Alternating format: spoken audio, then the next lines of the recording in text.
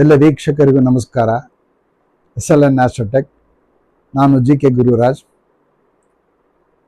ಸಾವಧಾನದಿಂದ ಈ ವಿಡಿಯೋವನ್ನು ವೀಕ್ಷಣೆ ಮಾಡಿ ಮತ್ತು ಎಲ್ಲ ರಾಶಿಗಳ ಗುಣಗಳ ಬಗ್ಗೆಯನ್ನು ಸಂಕ್ಷಿಪ್ತವಾಗಿ ತಿಳಿಸಲಿಕ್ಕೆ ಇಷ್ಟಪಡ್ತಾ ಇದ್ದೀನಿ.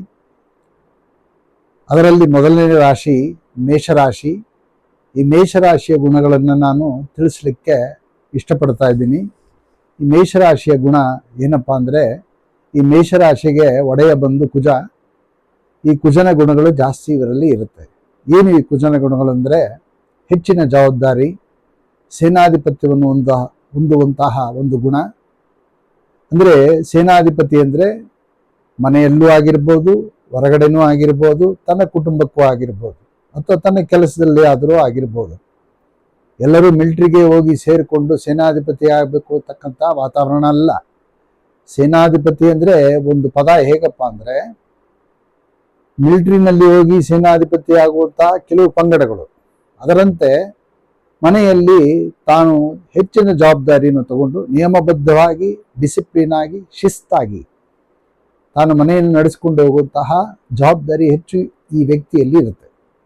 ಮತ್ತೆ ಇದೇ ರಾಶಿಯಾಧಿಪತಿಯಾದಂಥ ಕುಜನ ಮೇಲೆ ಗುರುವಿನ ದೃಷ್ಟಿ ಬಿದ್ದಿದ್ರೆ, ಶುಭ ಗ್ರಹಗಳ ದೃಷ್ಟಿ ಮೇಲೆ ಇದ್ರೆ, ಈ ಗ್ರಹಗಳ ಮೇಲೆ ಯಾವುದೂ ರಾಶಿಯಾಧಿಪತಿಯಾದ ಕುಜನ ಮೇಲೆ ಇದೇ ಗುರುವಿನ ದೃಷ್ಟಿ ಇದ್ರೆ, ಭಾಗ್ಯಾಧಿಪತಿಯಾದಂಥ ಗುರುವಿನ ದೃಷ್ಟಿ, ಚಂದ್ರನಿಗೆ ಭಾಗ್ಯಾಧಿಪತಿಯಾದ ಗುರುವಿನ ದೃಷ್ಟಿ ಕುಜನ ಮೇಲಿದ್ರೆ, ಇವರು ವ್ಯಕ್ತಿತ್ವ ಬಹಳ ದೊಡ್ಡದಾಗಿರುತ್ತೆ.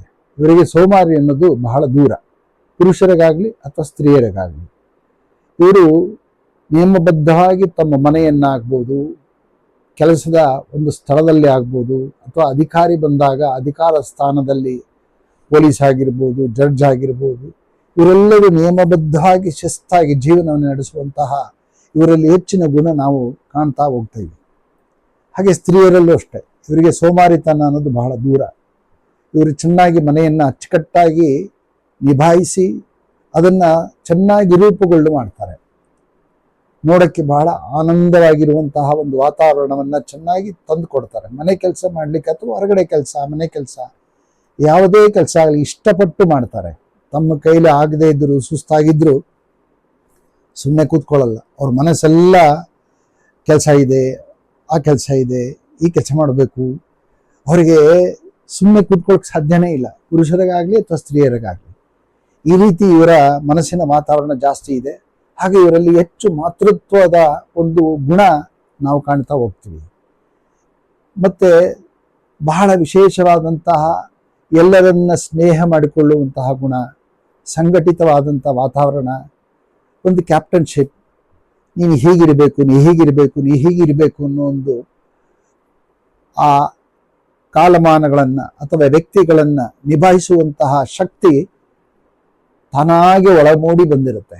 ಆದ್ದರಿಂದ ಈ ರಾಶಿಗಳ ಈ ಗುಣ ಇರೋದ್ರಿಂದ ಇವರು ಜೀವನದಲ್ಲಿ ಬಹಳ ಒಂದು ಶಿಸ್ತುಬದ್ಧವಾಗಿ ಬರ್ತಾರೆ. ಕೊನೆಯವರೆಗೂ ಅವರ ಆ ಹೆಸರನ್ನು ಉಳಿಸ್ಕೊಂಡು ಬರ್ತಾರೆ. ಒಂದು ವೇಳೆ ಇದೇ ಚಂದ್ರ ಅಥವಾ ಚಂದ್ರನ ಅಧಿಪತಿ ಹೊಂದಿರುವ, ಅಂದರೆ ರಾಶಿ ಅಧಿಪತಿ ಹೊಂದಿರುವ ಕುಜನ ಮೇಲೆ ಕ್ರೂರ ದೃಷ್ಟಿ ಬಿದ್ದಿದ್ರೆ, ಸ್ಥಾನಬಲ ಇಲ್ಲದೆ ಇದ್ರೆ, ಈ ಕುಜನಿಗೆ ಸ್ಥಾನಬಲ ಅಂದ್ರೆ ಏನು? ಈಗ ಮೇಷರಾಶಿಗೆ 3ನೇ ಸ್ಥಾನ ಮಿಥುನ ರಾಶಿ, 6ನೇ ಸ್ಥಾನ ಕನ್ಯಾ ರಾಶಿ, 11ನೇ ಸ್ಥಾನ ಕುಂಭರಾಶಿ. ಈ ಸ್ಥಾನಗಳಲ್ಲಿ ಏನಾದರೂ ಕುಜ ಇದ್ದಾಗ ಇವನಿಗೆ ಸ್ಥಾನ ಬಲ ಸಿಕ್ಕತ್ತೆ. ಆದ್ದರಿಂದ ಈ ಸ್ಥಾನ ಬಲದಿಂದ ಅವನೇನಾಗ್ತಾನೆ, ವಿಶೇಷವಾದಂಥ ಗಟ್ಟಿ ಮನಸ್ಸುಳ್ಳವನಾಗ್ತಾನೆ.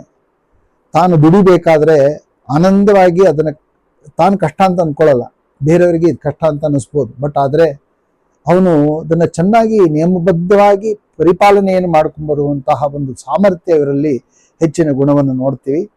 ಮತ್ತೆ ಗುರು ತುಂಬ ಚೆನ್ನಾಗಿದ್ರೆ ಇವರಿಗೆ ಹೆಚ್ಚಿನ ಒಂದು ಅಧಿಕಾರ ಸ್ಥಾನ, ಇನ್ಸ್ಪೆಕ್ಟರ್ ಆಗ್ಬೋದು, ಅಥವಾ ಜಡ್ಜ್ ಆಗ್ಬೋದು, ಅಥವಾ ಯಾವುದೇ ಒಬ್ಬ ವ್ಯಕ್ತಿಯನ್ನು ಎದುರಿಸುವಂತಹ ಸಾಮರ್ಥ್ಯ ಇವರಲ್ಲಿ ಹೆಚ್ಚು ಕಂಡು ಬರುತ್ತೆ.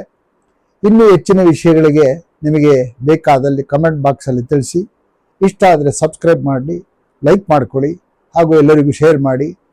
ಧನ್ಯವಾದಗಳು.